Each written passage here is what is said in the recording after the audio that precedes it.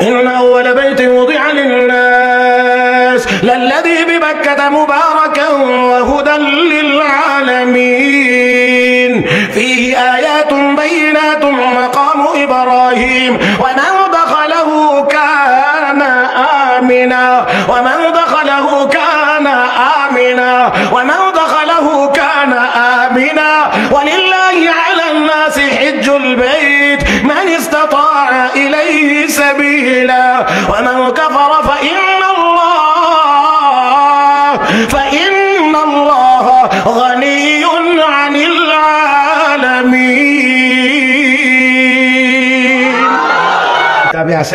কিতাবে আছে ক্ষেতের মধ্যে ইঁদুর ধরে না, ইঁদুরে ধরে না, ফসলের জমিনে ইঁদুর, কিতাবে লেখে এলাকার চিহ্নিত 10-15টা মার্কা মারা সুদখোরের নাম লেখা এই ইঁদুরের গর্তের মধ্যে যদি কাগজে তাবিজ বানায় দেওয়া হয়, হুজুরে যদি এই কাম করে,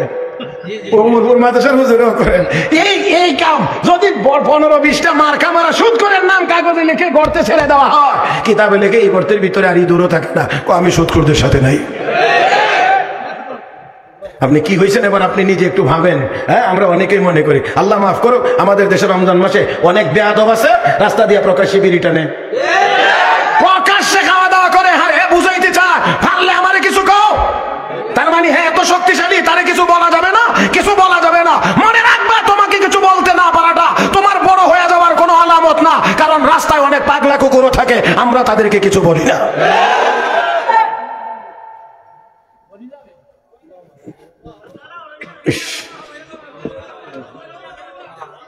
জি জি জি ভাই, আপনারা না, আপনারা না, সবাই না, সবাই না, আমি এতক্ষণে জোড়া লাগাই, আপনারা যদি 1 সেকেন্ডের ভিতরে জোড়াটা ছুটাইয়া দেন তো আমি আবার লাইন ঠিক করতে সময় লাগবে। ক্যামেরাওয়ালারা এটা মনে রাখতে হবে যে শ্রোতাদেরকে ডিস্টার্ব করে কোনো ক্যামেরার দরকার নেই, এটা কিন্তু মনে রাখতে হবে, কারণ আমার আসল উদ্দেশ্য হলো শ্রোতাদেরকে শোনানো।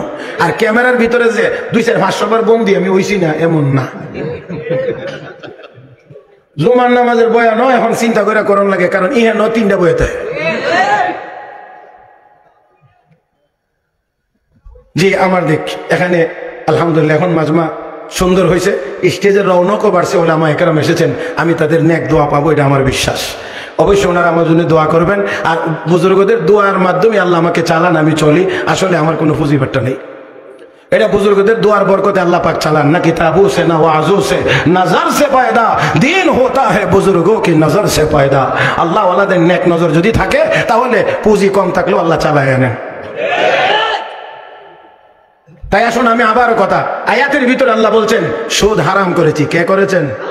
তাহলে যারা সুদ কর তারা হারাম কর, যারা সুদ কর তারা হারাম কর। কোন হারাম কর সমাজের মাতবর হতে পারে না, মসজিদের সভাপতি হতে পারে না। মুহতারাম হাজিরিন, আসুন, আল্লাহর নবী বলেছেন, আমি দেখেছি এক একজনের পেট এক একটা ঘরের সমান, পেটের ভিতরে সাপ দৌড়াদৌড়ি করতেছে, হাসরের মাঠে তাদের পেট এক একটা ঘরের সমান হবে, দেখলেই লোকেরা বুঝতে পারবে তিনি সুদখোর।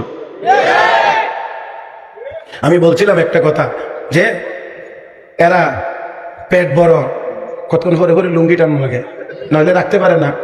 কথা বুঝেন নাই? মাটি দিয়া, রাস্তা দিয়া, ঝাড়ু দিয়া যায়, শেষরাইয়া যায়, আর বসে বসে খায়, কোনো কাজ কাম করা লাগে না। এখন এই পদ্ধতি যদি সবাই অবলম্বন করে, যে আমি কেন কাজ করবো, আমারও তো 5 লাখ আছে, আমারও তো 10 লাখ আছে, এখন সবাই যদি এই পদ্ধতি অনুসরণ করি, তাহলে বাজারে গিয়ে তো চাউল কিনতে পাওয়া যাবে না, ডাউল কিনতে পাওয়া যাবে না, কারণ কেউ এই ব্যবসা করবে না। এতে করে স্বাভাবিক জীবন যাপন বিপন্ন হবে, নিজাম শৃঙ্খলা সব নষ্ট হয়ে যাবে। এই জন্য আমার আল্লাহ ব্যবসা কর, ব্যবসার দ্বারা ধনীটার সমস্যার সমাধান হয়, গরিবের সমস্যারও সমাধান হয়। আর সুদের দ্বারা মোটাটা আরো মোটা হয় বাহ্যিক ভাবে, আর গরিবটা আরো গরিব হয়। অথচ আমরা মনে করি কিস্তি তুলে আমরা লাভবান হচ্ছি, কেউ মনে করি এটা হচ্ছে, কেউ এটা হচ্ছে না। আমার আল্লাহ বলেন ইয়ামহাকুল্লাহুর রিবা ওয়া ইউরবিস সাদাকাত। আল্লাহ রাব্বুল আলামিন বলেন সুদকে আল্লাহ নিশ্চিহ্ন করে দিবেন, আর দান খয়রাতকে আমার আল্লাহ বাড়ায়া দিবেন। এ মুসলমান, সুদের টাকা আসে তিলে তিলে, যায় তালে তালে, তিলের মতো হয়ে আসে, যায় তালের মতো করে। ও মুসলমান, এমন রোগ ব্যাধি আল্লাহ এখন আমাদের উপরে চাপায়া দিয়েছেন, যেগুলো নির্ণয় করতে গিয়ে হাজার হাজার টাকা পরীক্ষার পিছনে দেওয়া লাগে। এমনও লোক আছে, আমি একবার ঢাকা গিয়ে শুনলাম এক রোগীর কথা, কৌজরি এক সপ্তাহে 26 লাখ, এক সপ্তাহে 26 লাখ।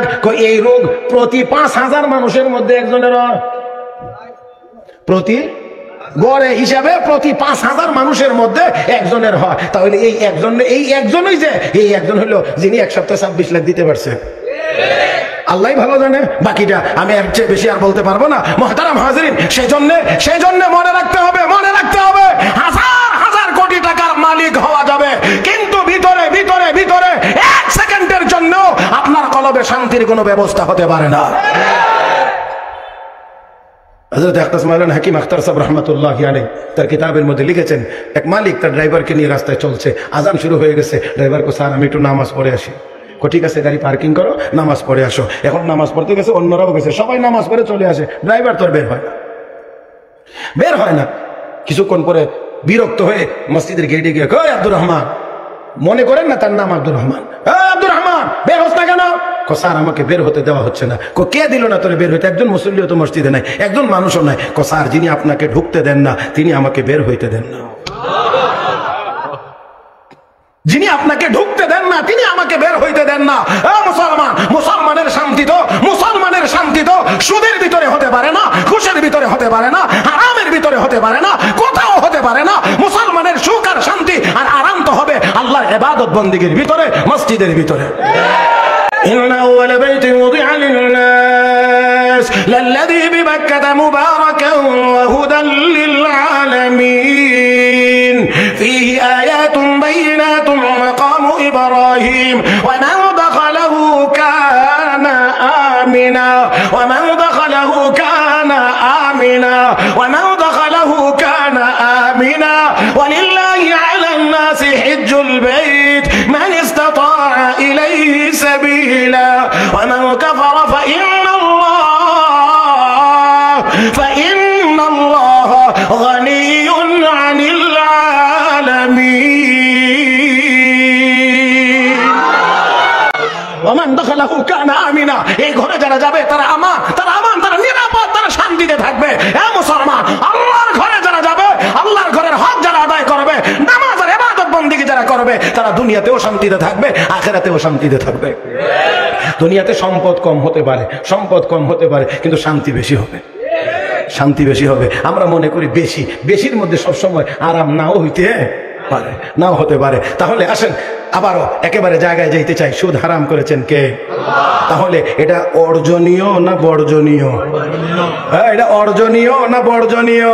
তাহলে বর্জন করব। আজকের এই মাহফিল থেকে রমাদানুল মুবারকের পবিত্র মাসের এই পবিত্র মজলিসে আমরা মহান রবের সাথে মনে মনে এই প্রতিজ্ঞা করি, আর হারাম খাইব না। আমি আমার মনে পড়ে গত বছরে বলছি, হাদিস আজকেও তেলাওয়াত করেছি, নবী যদি না বলতেন আর আমি যদি এইরকম একটা কথা বলতাম তাহলে আমার মানুষ ধরে ফিরাইতো। কিন্তু নবী বলছেন, এই জন্য আমি বলতে পারি সাহস করে, কারণ নবী যেহেতু বলছেন। নবী বলছেন সুদের গুনার 70টা স্তর আছে। সুদের গুনার এই যে সিঁড়ি আছে না, এরকম সুদের গুনার 70টা স্তর। নিচেরটা আমার নবী বলেন আইয়ান কি রাজুলু উম্মা, তার মায়ের সাথে জিনা ব্যভিচারে লিপ্ত হওয়া। কিছুক্ষণের জন্য একটু কল্পনা করেন তো। অন্য হাদিসে আমার নবী বলেছেন 1 দিরহাম জেনে বুঝে যদি কেউ সুদ খায়। আমি আবারও বলছি, নবী বলছেন তাই আমি বলতে পারছি, আর না হলে এটা আমার বলার কথা ছিল না, সাহস হইতো না। 1 দিরহাম পরিমাণ যদি কেউ বুঝে শুনে সুদ খায়, রহমতের নবী বলেন আসাদ্দ মিন সিত্তাতি ওয়া সালাসিনা জানিয়া, মায়ের সাথে 36 বার খারাপ কাজে লিপ্ত হলে যত গুনাহ, এর চাইতেও 1 দিরহাম জেনে শুনে সুদ খাইলে তার চাইতেও বেশি মারাত্মক গুনাহ।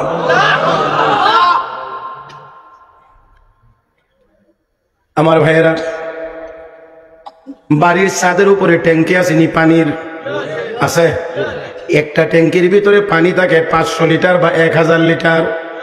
এই ট্যাঙ্কি থেকে লাইন দেওয়া থাকে, পাইপের মাধ্যমে বিভিন্ন রুমে বিভিন্ন জায়গায় পানি নেওয়া হয়, জায়গায় জায়গায় টেপ দেওয়া আছে, ছাড়লে পানি পড়ে, ওই ট্যাঙ্কির পানি কিন্তু এখানে আসে, সব টেপ দিয়ে পড়ে। ও মুসলমান, এবার যদি কেউ ছাদের উপরে ওঠে, ঢাকনাটা খুলে যদি কিছু ময়লা আবর্জনা এই পানির ট্যাঙ্কিতে ছেড়ে দেয়, পানিটা ময়লা হয়ে গেলে কোন টেপ দিয়ে ভালো পানি আসবে? জোরে কন।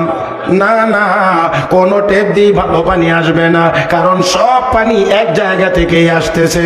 ও মুসলমান, রব্বে কারিম আমাদের শরীরও একটা ট্যাঙ্কি দিয়েছেন, নাম তার পেট। নাকি বিশ্বাস হয় না? আমাদের শরীরে একটা ট্যাঙ্কি দিয়েছেন, নাম তার পেট। এই পেটের ভিতরে রব বলেছেন হালাল ঢুকাও, ইয়া আইয়ুহাল্লাযীনা আমানু কুলু মিন তাইয়্যিবাত। হে ঈমানদারেরা, হালাল খাও, পবিত্র জিনিস খাও। আর যদি হালাল না খেয়ে ভিতরে হারাম ঢুকানো হয়, তাহলে এই হারাম মানে হলো ময়লা আবর্জনা। এই হারাম খাবার থেকে উৎপাদিত রক্ত আমাদের শরীরের রগ নামের পাইপ লাইন দিয়ে সারা শরীরে ঘোরাঘুরি করে বিচরণ করে। হারাম খাদ্য থেকে উৎপাদিত রক্ত সারা শরীরে বিচরণ করার কারণে কোনো অঙ্গ দিয়ে ইবাদত করার মনেও চায় না, করলেও মজা পাওয়া যায় না।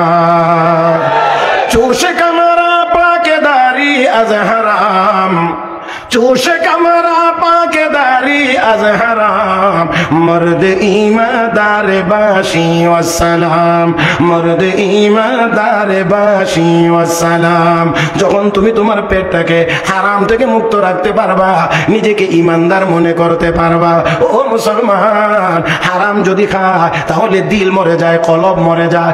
এই জন্য 200 কোটি মুসলমান থাকার পরেও আমরা মিয়ানমারে মার খাই, কাশ্মীরে মার খাই, লেবাননে মার খাই, ফিলিস্তিনে মার খাই, পৃথিবীর বহু জায়গাতে আমরা মার খাই। ন্যায্য কথা বলতে পারি না, আওয়াজ করতে পারি না, সাহস করতে পারি না, কারণ ভিতর দুর্বল। আরো একটু জোরে, আরেকটু জোরে। কারণ আমাদের ভিতর দুর্বল, কলব মরে গিয়েছে। আর না হয় আমি বারবার বলি আচ্ছা শাহজালাল মুজাররিদ ইয়ামানি আল্লাহু আকবার বলার কারণে গর্গবিন্দের দালান যদি ভাঙতে পারে, আমরা 200 কোটি মুসলমান যদি হালালকে আল্লাহর ইবাদত করতে পারতাম, 200 কোটি মুসলমানের আল্লাহু আকবারের আওয়াজে জারদ রাষ্ট্র ইসরায়েলের নাম নিশানা পৃথিবীর মানচিত্র থেকে মুছে যাইতে পারে। কিন্তু দুর্ভাগ্য আমাদের, ও মুসলমান, আগে পুরুষেরা সুদ খেত, এখন মহিলারাও খায়। আগে পুরুষেরা সুদ দিত, এখন মহিলারাও দেয়। আর আমরা মনে মনে ভাবছি উন্নতি হইতেছে। না না না, সব মিলাইয়া সুদকে হারাম করেছেন, আমাদেরকে হারাম থেকে বাঁচতে হবে। আরো যত হারাম আছে, সাথে ঘুষ বিচারের নামে। হ্যাঁ, আল্লাহ এই গত 3 দিন তাফসীর গেছে, রোজার 2 তারিখ থেকে 2, 3, 4। আরে আমারটা কইলই না, আমার এক জায়গায় গেছে, এটা এক জায়গায় নাম বলবো না। এখন যাওয়ার পরে ওই মাদ্রাসার মুহতামিম সাহেব, মসজিদের ইমাম সাহেব আমার কইতেছে, সামান্য একটা ছোটখাটো দরবারে যদি করা লাগে হুজুর, প্রচুর পরিমাণ টাকা ছাড়া এই দরবার এখানে করা যায় না। এলাকার মানুষ এত বরকতি।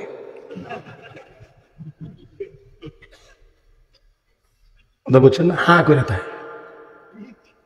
তো মনে রাখবেন, সুদ যেখানে থাকবে এখানে মায়া মহব্বত থাকবে না। ঘুষ যেখানে থাকবে, ইনসাফ নামের কোন জিনিস অত্র অঞ্চলে, অত্র এলাকায় থাকবে না।